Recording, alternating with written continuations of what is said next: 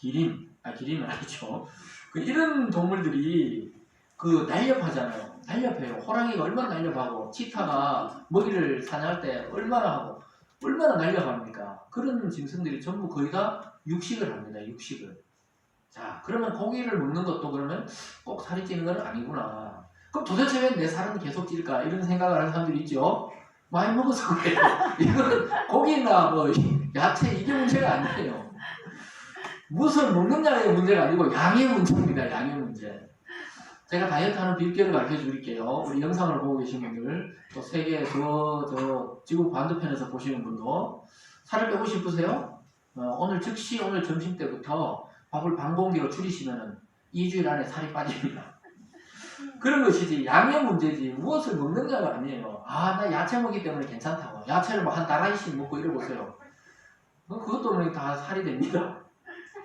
그리고 고기는 반드시 조금씩 먹어야 된대요. 의사들 말로는. 물론 고기를 대체해서 단백질을 먹으면 되지만 고기를 원래 약간씩 먹어야 건강을 더 잘 유지할 수 있다고 말하고 있습니다. 그래서 오늘 본문에서 보면 인간이 처음부터 육식을 한 것이 아니고 하나님이 홍수 심판 이후로 새로운 먹을거리로 육식을 주셨어요.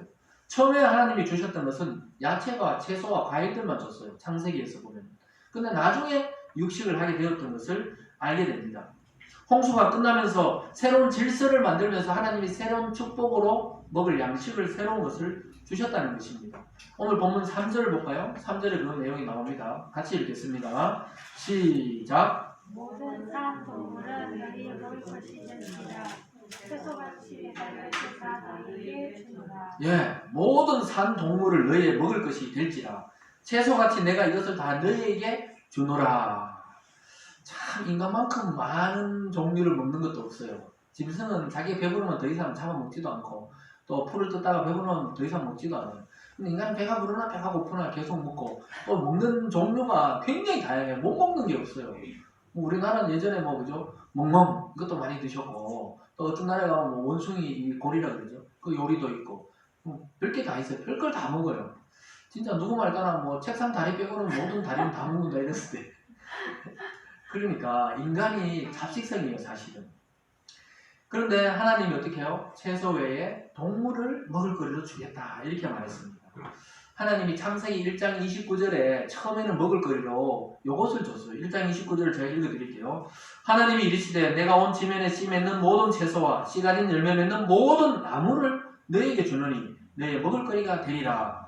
오늘 모든 산 동물을 채소와 더불어서 먹을 거리로 줬잖아요.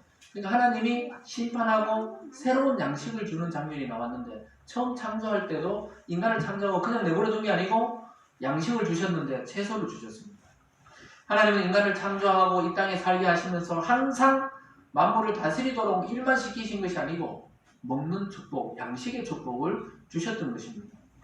그러니까 구조가 똑같죠. 구조가 똑같다는 것이 무슨 말인지 알겠죠? 창세기에서 말씀하신 그 채소를 먹으라는 구조, 오늘 동물을 먹으라는 이 구조, 대조가 되면서 똑같다 이 말입니다. 이 축복의 양식이.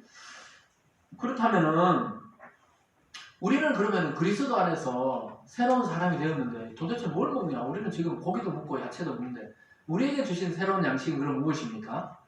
노아에게는 육식을 주셨다면 우리에게 새로운 양식은 무엇이죠? 예수 안 믿을 때 말고 예수 믿고 나서 새롭게 먹게 된 양식은 무엇입니까? 다른 목사는 누군지 잘 가르쳐놨네요. 말씀을 먹게 됐습니다. 말씀을. 하나님의 말씀. 구체적으로 말하면 예수님 자신을 먹으라 이렇게 예수님 말했어요. 예수님이 이 땅에 오셨을 때 새로운 먹을거리가 났다. 너희들은 이제 이 광야의 이스라엘은 만나를 먹었지만 너희는 이제 하늘에서 내려온 신령한 양식인 하늘의 떡을 먹어라. 그거 뭐죠? 신령한 떡, 자기 자신. 예수 그리스도를 먹으라고 했어요. 이것이 바로 성찬을 하는 의미입니다. 우리가 성찬 음식할 때 제가 이것은 예수님의 살입니다 하고 빵을 먹잖아요. 또 포도주를 이거는 예수님의 피입니다 하고 살과 피를 먹으면 생명이 들어오는 거잖아요. 그걸 상징하면서 영적으로는 그리스도의 생명이 우리에게 들어오는 것을 상징합니다. 또 구체적으로는 매주일마다 선포되는 말씀을 먹으면서 우리 영혼을 새롭게 강건하게 유지할 수가 있는 것입니다. 그래서 예수 믿는 자는 반드시 예배를 통해서 말씀을 들어야 되고 또 혼자 성경을 읽으면서 하나님의 말씀을 섭취해야 영적 건강이 유지되는 줄 믿으시기 바랍니다. 아멘. 그래서 성도의 양식은 이제 이 세상의 TV 정보나 드라마나 영화나 이런 것이 아니고 하나님의 말씀의 양식을 먹어야 영혼육이 강건하게 유지가 되는 것입니다. 아멘. 그래서 새로운 질서에는 항상 새로운 양식을 주셨어요. 창조 때는 채소, 노아 때는 육식, 우리 때는 예수 그리스도를 주셨던 것입니다. 이것을 먹고 마시면서 누려야 합니다.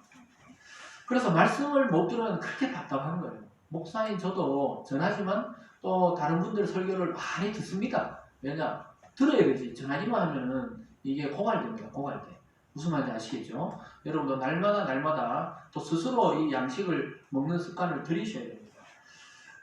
그래서 홍수 이후에 인간의 조건이나 이 땅의 조건만 바뀐 것이 아니고 인간의 체질의 변화를 하나님이 줬다는 것입니다.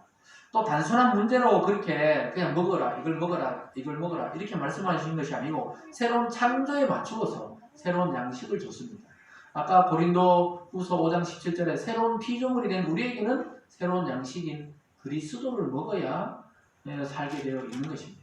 말씀 못 먹으면 영혼이 굶주려가지고 피폐해집니다. 계속 길을 찾을 수가 없게 됩니다.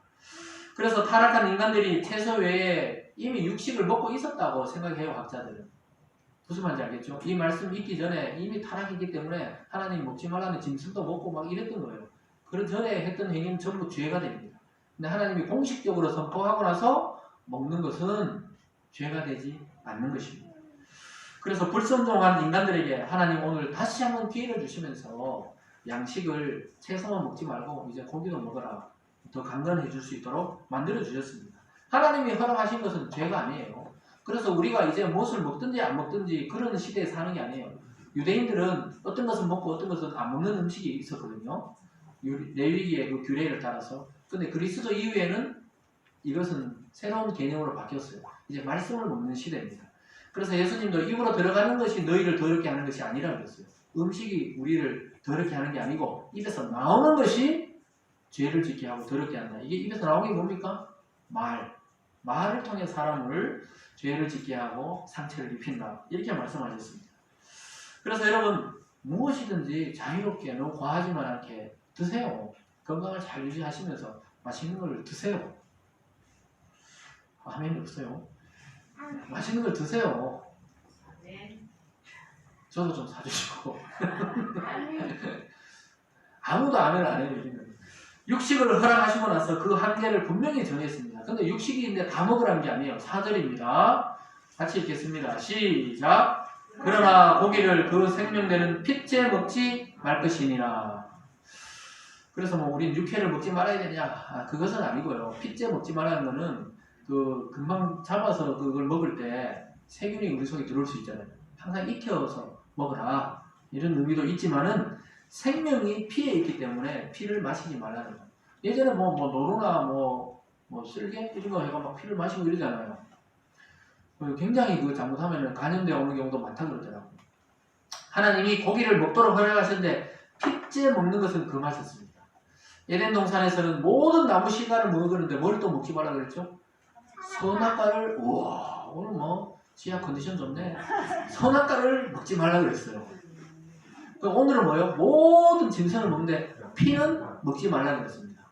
비슷하죠 구조가 항상. 하나님이 구조가 비슷해요. 모든 나무 열매를 먹는데 선악과는 먹지 말라. 모든 짐승을 먹는데 피는 먹지 말라. 항상 허용과 한계를 주셨어요. 왜요? 하나님의 명령을 지키는 것이 인간의 도리이기 때문에 한계를 주셨어요. 무슨 말인지 아시겠죠? 그래서 핏째 먹는 것을 금지하셨습니다. 이것이 고기를 먹는 인간들이 지켜야 할 생명의 한계입니다. 그래서 구약의 유대인들은 그 어미의 젖에 그 새끼 양을 삶지를 않았어요. 어미 젖에 새끼 양을 삶지를 않았습니다. 최소한의 도리다 이 말이죠. 피는 생명을 상징하기 때문입니다. 왜 생명체 그렇게 먹지 말라 그랬냐면 막 동물의 피를 먹고 마시고 이러다 보면 인간을 잡아 죽이는 것도 피를 흘리는 것도 이게 무감각해지거든요. 자꾸 죽이고 이런 게 습관화되니까 그러지 말라 이렇게 말했던 것입니다. 모든 생명은 짐승이든 인간이든 하나님이 부여해 줬기 때문에 존귀하다는 것을 가르쳐주고 있습니다. 존엄스럽고 가치가 있는 거예요. 어느 인간도 남녀노소, 장애인, 비장애인, 외국인, 내국인 할 것 없이 모두 존중받아야 될 가치가 사람에게 그리고 짐승에게도 있다는 것입니다. 믿습니까? 무슨 말인지? 그래서 짐승의 피를 먹고 흘리는 것이 일상화되지 않아야 됩니다. 그래서 여러분 막 이것저것 어떻게 보면 현대 사회의 가장 큰 병폐는 부패입니다. 부패가 이것저것 먹잖아요. 그럼 어떻게 돼요? 부패됩니다. 그럼 집에 오면 뭔가 안 먹었는가 고 그거 나오고 나서 살이 더 많이 찐 것 같아요, 사람들이. 어쨌든 간에 음식을 대할 때마다 우리는 이것을 공급해 주신 하나님이 이것을 공급해 줬다는 것, 그 근원이 하나님이라는 것을 인식하면서 감사하면서 먹어야 되겠습니다. 그럴 때 모든 것이 복이 되는 줄 믿습니다. 우리가 만들어낼 수 있는 것은 아무것도 없어요. 씨는 뿌리지만 그것을 자라게 하고 열매 맺게 하는 것은 하나님이십니다. 또한 동물들에게도 인간을 두려워하고 무서워하는 것을 주셨기 때문에 우리가 이렇게 안전하게 살 수 있고 동물과 분리되어서 살고 있는 것입니다. 사랑하는 여러분, 오늘 말씀을 통해 또 노아를 통해서 하나님은 새로운 인류 역사를 시작하셨습니다. 그런데 우리는 노아 시대가 아니에요. 그리스도를 통해 완전한 새로운 인류의 역사 속에 들어와 있습니다. 다시 주님 안에 우리는 새 인생을 살게 됐고 축복의 사람으로 살아갈 수 있게 되었습니다. 여러분을 바로 하나님의 대리자로 하나님이 부르셨습니다. 우리의 의무는 이 땅에 예배드리고 복음을 전하는 것이 우리의 새로운 사명이 되었습니다. 그래서 우리는 날마다 그 힘을 충전하기 위해서 말씀을 먹는 것입니다. 그리스도를 먹는 것입니다. 예수님을 뜯어 먹어야 돼요. 그러니까 옛날 초대교회 때는 진짜 뜯어 먹는 그런 걸로 알고 식인종인 줄 알았어요. 기독교인들은. 의미를 모르고 비유하는 건데 예수는 막 뜯어 먹는다 그러니까 막 식인을 하는 줄 알았어요. 식인. 새로운 양식이신 그리스도를 먹고 마시고 누려야 하는 것입니다. 그래서 하나님이 정해주신 그 말씀의 한계를 따라서 하나님의 말씀을 믿고 의지해서 순종하면서 하나님의 주시는 축복과 또 영적 구원과 가정의 회복을 누리시는 여러분들 다 되시길 주님의 이름으로 축원합니다. 아멘. 기도하겠습니다. 사랑의 하나님 아버지 감사합니다. 오늘 홍수 이후에 또 노아의 가족과 또 노아에게 큰 축복의 말씀을 주셨습니다. 새로운 질서와 새로운 기회와 새로운 양식을 주셨던 것처럼 하나님 그리스도 안에 우리를 새롭게 부르셔서 새로운 피조물이 되게 하셨고 이제 주님을 먹고 마시며 그 말씀 안에 축복을 누릴 수 있도록 우리를 구원해 주심에 감사드립니다. 하나님 날마다 그리스도를 먹고 마시고 누리는 저희들 되게 하여 주시옵소서. 한 주 동안에도 우리를 재난과 질병과 사고 가운데 지켜주시고 하나님 이 질병이 속히 성령의 바람으로 사라지게 하여 주셔서 이 대한민국이 또 이 땅의 교회들이 완전히 새롭게 되는 기회가 될 수 있도록 축복하여 주시옵소서. 감사드리며 예수님 이름으로 기도드리옵나이다. 아멘.